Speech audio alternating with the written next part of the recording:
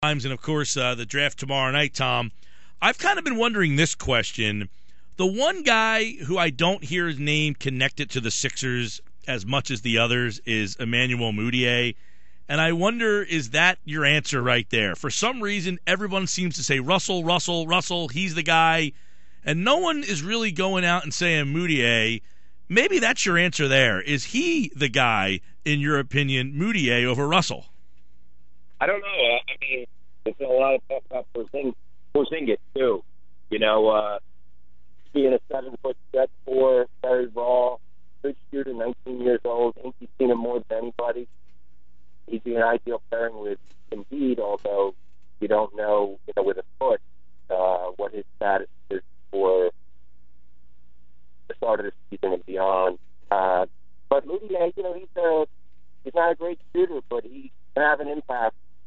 Kind of reminds me a little bit of the kid from Orlando last year who the Sixers drafted and then traded, Alfred Payton. Not a great shooter, but can get to the rim, runs the team well, and really can impact things without being a not shooter. I think we really like the play here. I would honestly, if I'm ranking, I would take him as third, most likely guy that takes. I think he has never done what anybody expects. With his first pick. I mean, people say, well, they didn't work out for Porzingis. Well, they didn't work out in either Noel either, and he picked those guys. So that doesn't preclude you from doing anything. Sometimes I think they put guys out a second time almost as an coach or whatever. I think the difference between Michael Carter-Williams and Mudiay is he is a strong physical guard. He's a strong guy, and Michael Carter-Williams was not a strong guy. He was very frail, very thin, and he tended to break down a little bit. Let's bring Tom back into the conversation. And, Mudiay is a guy who, maybe doesn't shoot the ball well, and people would say that's why they got rid of Michael Carter-Williams. But there's more to it than just not shooting. It seemed like when he got hurt, he broke down a lot. He was very thin, not a great defensive player. Something that Mudiay seems to be is strong, more physical, and already a pretty good defensive player at a young age. Yeah, Mike, and he's also younger.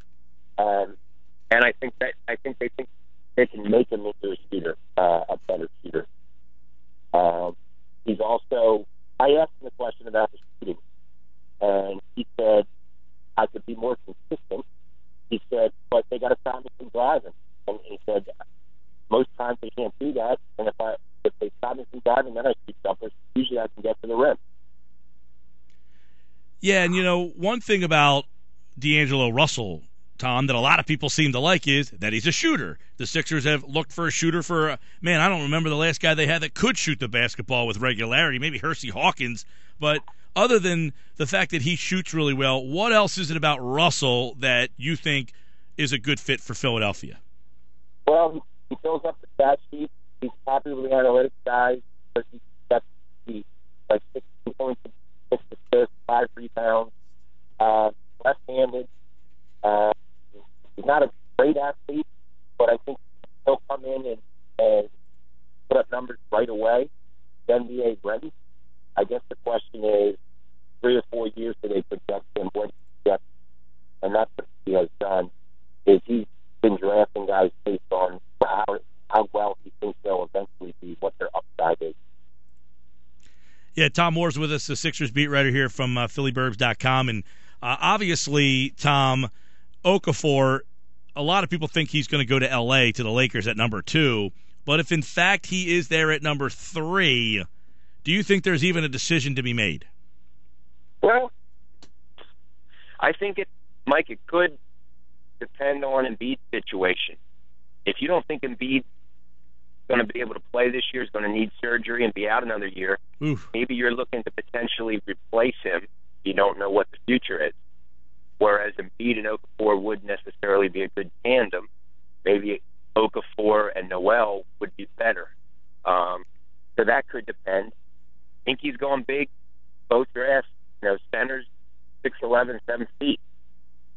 So if Okafor's there, he could, if somebody really wants him, New York or Orlando or somebody that they can get the guy they want to, he could consider trading down and, get a player and a pick or something like that too. All right, let's take a look at some of the stuff that came out yesterday as we talk some draft and stuff with Tom Moore here. The Boston stuff, obviously a lot of people thought that was a little bit ridiculous, but does it at least say to you that there's a possibility that those two teams could have conversations and something can come from it? I think he considers everything. He definitely will. And I understand that Boston really likes Noel. It's where it's from, and they think he would fit well up there. But, I mean, that's a terrible trade. 16 and 28 and the point guard for number 3 in Noel is just way too much for the Sixers to give up. Maybe if Boston had, like, this pick or something like that. But that there's no way the Sixers would do that. How about the Portland stuff out there, that the 2 second-rounders and then the Sixers end up with 23? Those are the picks that teams that are in luxury tax territory or are kind of set with their roster don't want to take on a guaranteed 2-year deal. You can get usually picks from 22 to 30 from teams that just don't want to add that. And that's the kind of thing that I could see, if it's somebody he likes that's there, I could see him doing. Yeah, Tom, and obviously, if the Sixers got back into the first round, 23 is not a very attractive spot. There's not a whole heck of a lot of guys there, but 23 plus all their assets from next year, would that be a way for them to get a little bit higher? Probably. The only thing I would say, Mike, is really other than the Sixers own pick, which you have a pretty good idea probably would be in the top 10 next year, you really don't know. The Lakers are going to try to add guys. There's talk of them trying to sign Rondo. Kevin Love may be available in a signing trade. That could be like a 10th pick, something like that, which isn't bad, but isn't great either. And then Miami, if Bosh and Wade are healthy and play, they'll make the playoffs. And Oklahoma City, if Durant's healthy and plays, that's number 20-something. But the problem is the team you're trading into is taking some risk, not knowing where those are going to be.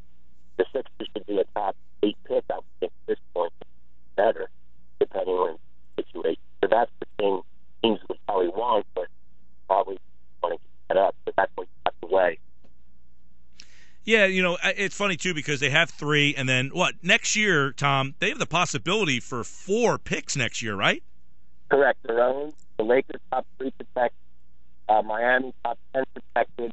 And OKC, I believe, is top 15 protected.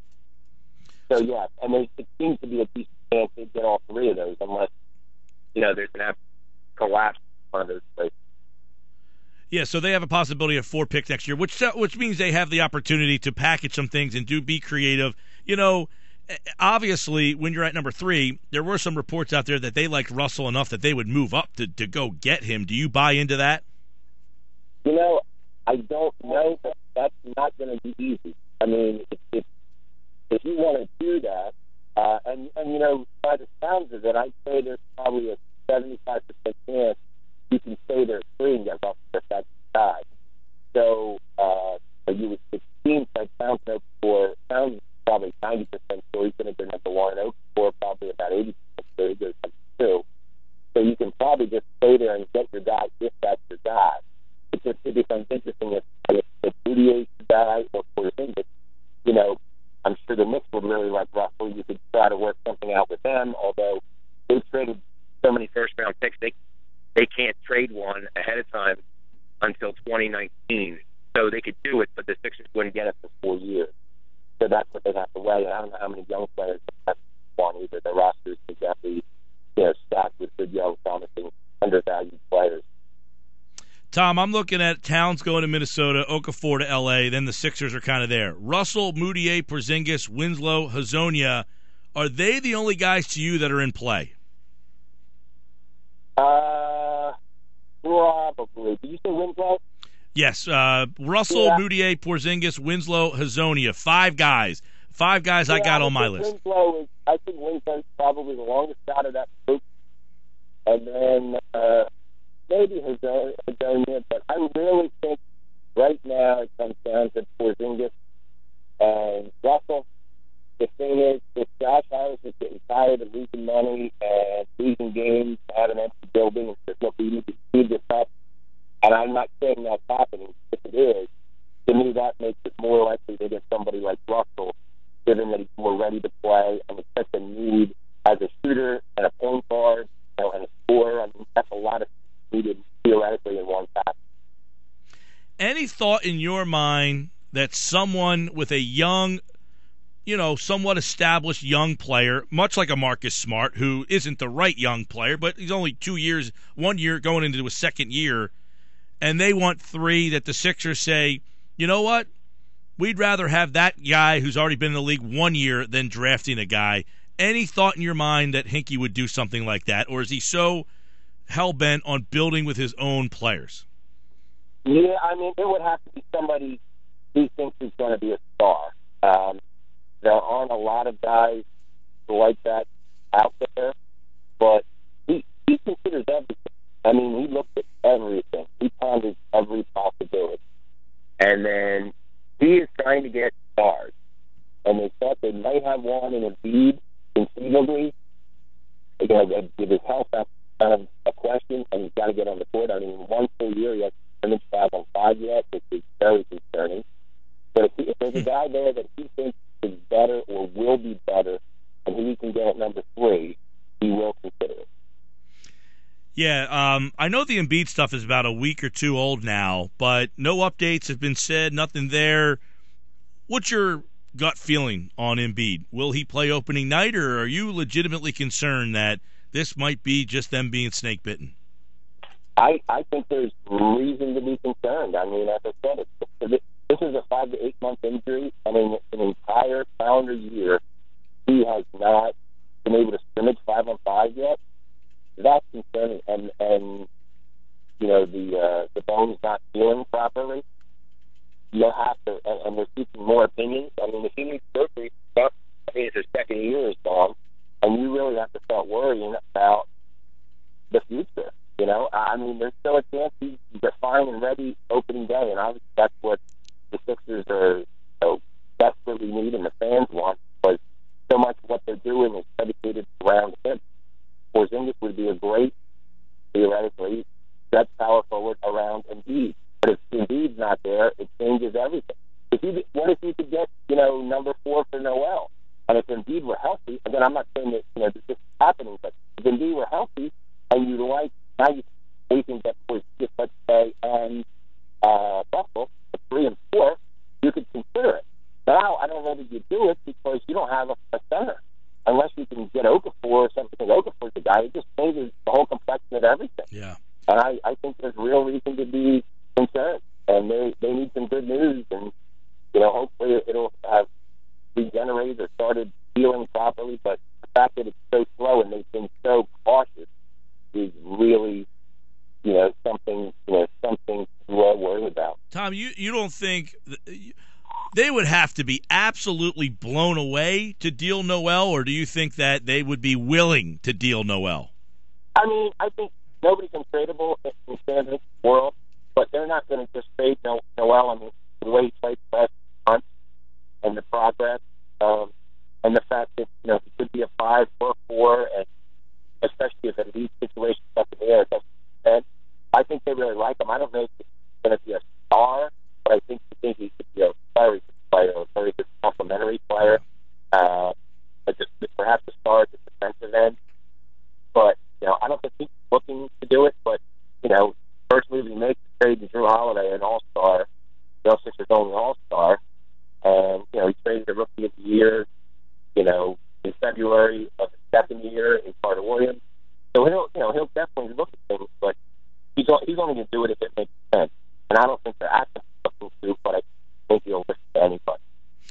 Tom Moore covers the Sixers. Tomorrow night, the NBA draft right here on 97.3 ESPN. And, Tom, obviously, a lot of people say Russell will be the guy. Do you concur? As I said, I did a mock draft today, and in my mock draft, I haven't taken Porzingis because I'm using the same logic that he used the last 2 drafts. We're taking the guy he thinks has the highest ceiling, the most potential. Now, that's assuming Towns and Okafor go 1 and 2. Yep. it could be very interesting if, Okafor's there. If Russell goes 2, now it's Okafor, Porzingis. What does he do? Maybe they really like Moutier, like you said. I would personally take Russell, but, nobody knows what Sam Hinkie's going to do, or very few people know what he's thinking, certainly nobody in the media. And I would think Porzingis and Russell, really, you could probably flip a coin, to be honest with you, at this point. All right, obviously a lot of intrigue around this one. Sam Hinkie's third draft and you mentioned if, Josh Harris starts to get a little irritated, the building's empty again, you wonder when Sam Hinkie starts to feel a little bit of heat around the collar there. Yeah, I mean, that's conceivable. They were last in the league in attendance. They won 18 games last year after winning 19 the year before. It's a rebuilding process, but after 2+ years, you only have 3-4 players in Noel and Embiid, and you don't know about the status of Embiid. That's not a lot to build on. So if they say, look, we got to get going, then, that could change their thinking in the fact that they don't want to wait as long for a guy to develop. And I don't know that that's the case, but it certainly is possible. Tom Moore, everybody covering the 76ers. Tomorrow night, the draft. He's at Timor 76ers on Twitter for more as the Sixers get ready for a very important NBA draft tomorrow night with the third Sam Hinkie draft. We'll see what happens. It could be a wild night with 5 second-round picks. Tom, always a pleasure, pal. Anytime, Mike. Thank you.